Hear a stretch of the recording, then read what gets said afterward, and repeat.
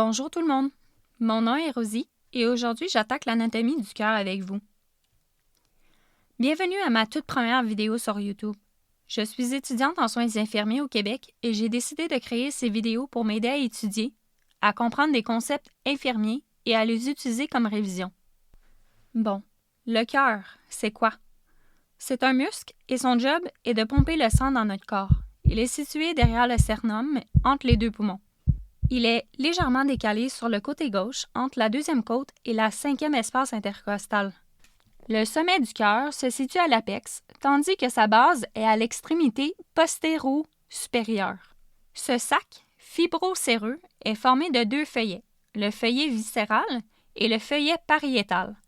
Une petite quantité de liquide se situe dans cet espace pour lubrifier l'espace péricardique, ce qui empêche que les feuillets frottent lors des contractions du cœur.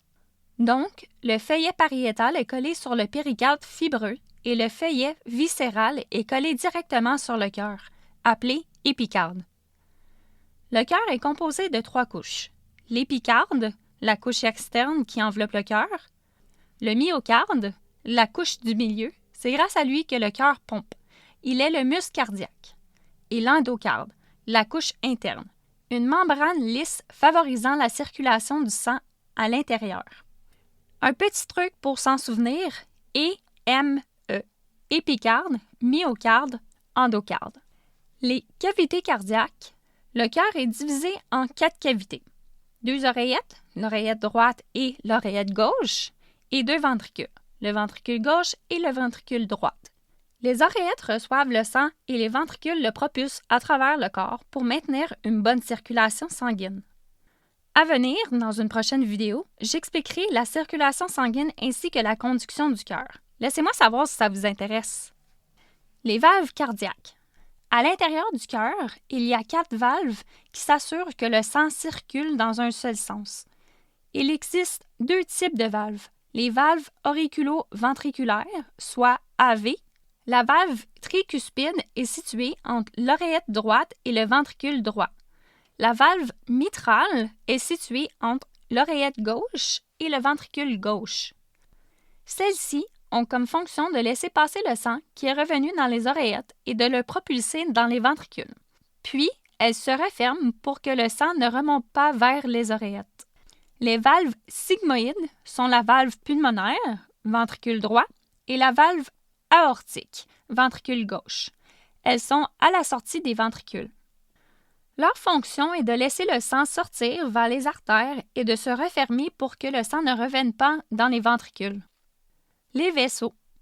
Le cœur est relié à plusieurs vaisseaux pour accomplir la circulation sanguine. Les veines caves supérieures et inférieures amènent le sang qui n'a plus d'oxygène vers l'oreillette droite. Les veines pulmonaires, il y en a 4 au total, amènent le sang qui a été oxygéné par les poumons vers l'oreillette gauche. Petite astuce pour s'en souvenir, veine vers le cœur, artère loin du cœur. Notez bien, c'est toujours la direction qui les définit. L'artère pulmonaire et l'aorte, au contraire, partent du cœur. L'artère pulmonaire part du ventricule droit vers les poumons et l'aorte part du ventricule gauche vers tout le corps. OK, donc, nous avons vu quelques concepts aujourd'hui. Revoyons-les rapidement en petit recap. Le cœur, c'est un muscle qui pompe le sang. Il est entouré du péricarde. À voir plus tard, la péricardite, une inflammation de cette poche de liquide. Laissez-moi savoir si ça vous intéresse. Il est composé de 3 couches, l'épicarde, le myocarde et l'endocarde. Il a 4 cavités, 2 oreillettes qui reçoivent le sang et 2 ventricules qui propulsent le sang. Il y a 4 valves pour que le sang circule dans un seul sens. Et il est relié aux gros vaisseaux, les veines caves, veines pulmonaires, artères pulmonaires et aorte. Dans la prochaine vidéo, je vais vous parler de la circulation sanguine et de la conduction du cœur. Laissez-moi savoir si vous voudriez une petite vidéo sur les foyers cardiaques et l'auscultation cardiaque. Merci d'avoir écouté cette vidéo. J'ai adoré la construire. Si elle vous a aidé, likez et partagez avec vos collègues de classe. Toutes les sources utilisées proviennent de mes livres scolaires professionnels. Elles seront incluses dans la description de la vidéo. À la prochaine!